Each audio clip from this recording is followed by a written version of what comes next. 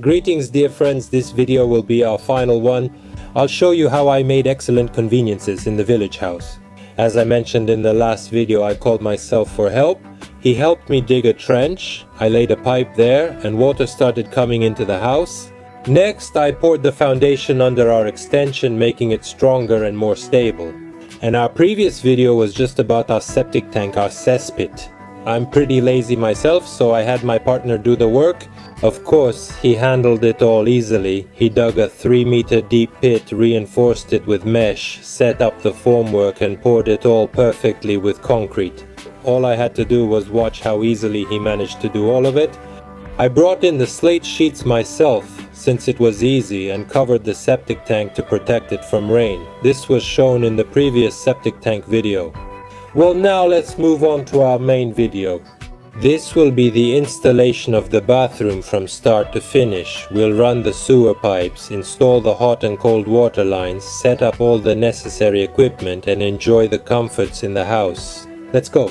We've chosen the spot where our bathroom will be. It's the left corner as you enter the house, where we had sort of an improvised room. We'll build the bathroom in this corner. But first I needed to quickly clear everything out and do a little rearranging, and then we start assembling our room. I still have quite a lot of old materials left over from building the farm.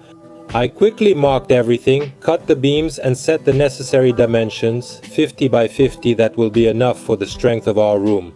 Next, I marked the oriented strand board sheets and outlined the room, which measured 2 meters by 1.8 meters. We realized that this is more than enough for us.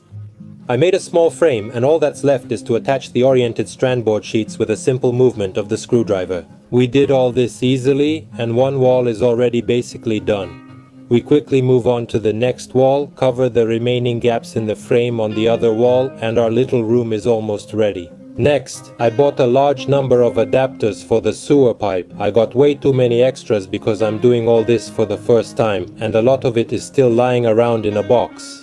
Next, I cut the sewer pipe to the needed sizes and am preparing to bring it into the house. This method of connecting pipes works for me. I use hot water to connect them. It helps the pipes fit together better. We go downstairs and install our first section, our sewer pipe, which has already been buried for a long time and leads to our septic tank. We make the main hole where the toilet will be installed. We drill around in a circle because we need to get our jigsaw in there. With a careful movement of my hand, I make a circular hole. We knock out the cut piece and insert the pipe there. The pipe fits perfectly and I connected the pipe at the bottom. Next, we head to the store to get all the equipment we need. First, of course, we start with the most important thing, which is choosing a toilet, something we've lived without for a long time. That day, there was a huge snowfall. Since early morning, the roads were unplowed, and we had to haul all this equipment through the snow. Let's take a look at all the purchases, show everything we've bought, and quickly go through it all. Basically, I got everything needed to assemble our bathroom, and I'll quickly show you what we're going to install. I'm reinforcing the frame so I can hang the hydro tank on this wall. At first I planned to hang the boiler here as well, but I realized it would get in the way when entering, so it's better if I hang it somewhere else. Now, as you can see, I'm marking where the beam is, drilling 2 holes, installing hooks there to hang the hydro tank, hanging the hydro tank, then drilling 2 holes in the other wall as well, screwing in hooks there too, lifting the boiler and hanging it on the hooks as well. Then I called the person who knows how to solder pipes again. That person, of course, is myself. He said he can do everything, but he needs to practice first, so he practiced on some separate pieces. He said that it's all pretty simple.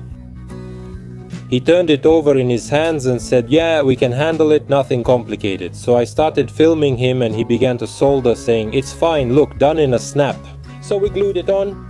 All this gets screwed in here. He says, I know where it goes, that's how it's supposed to be, nothing complicated. Actually, I looked all this up on the internet, checked out the diagrams and picked the most optimal one for us. I soldered everything together easily according to the diagram. Where should everything be placed?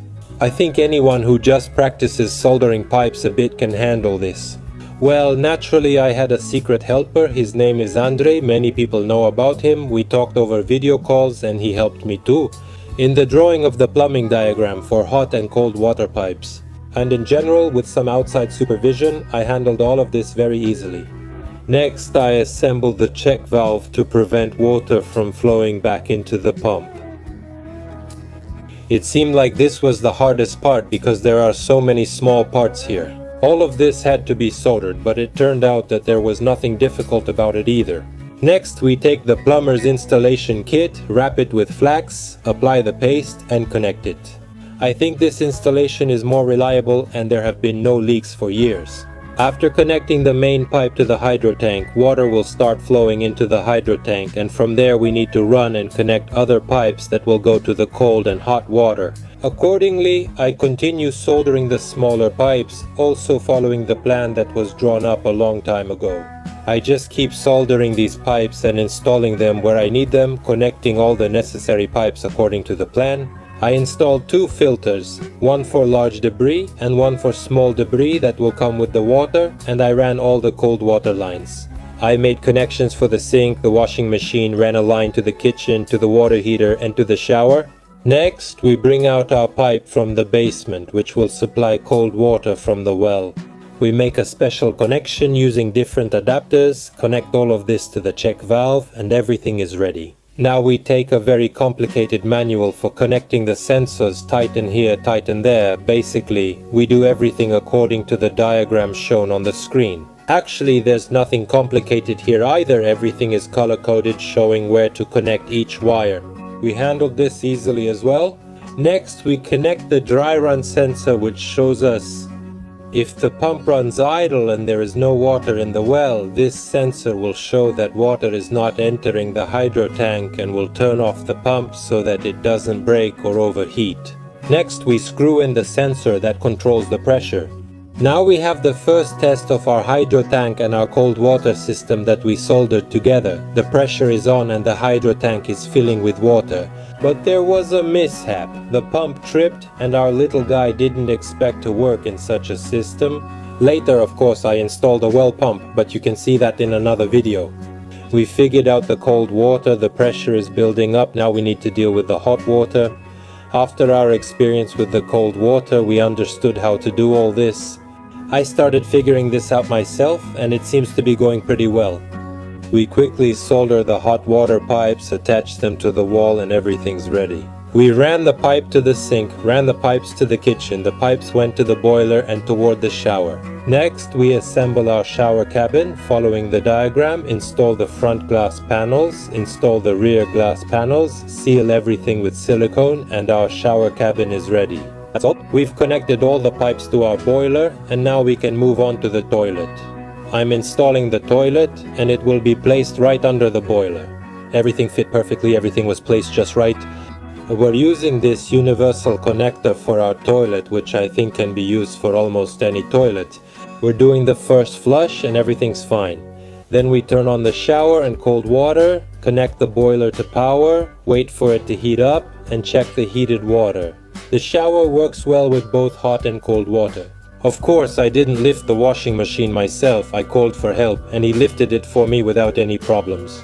We loaded the first clothes and are checking if it works. I open the drawer, check if the water is running. The water flows perfectly, the pressure is enough, everything is washing and spinning great. The drain works perfectly too, there are no leaks, everything is dry, everything is great. Now we have a fully functional bathroom that we can use without any problems. Everyone who liked the video, give it a thumbs up. Well, I'll say goodbye to you now. See you.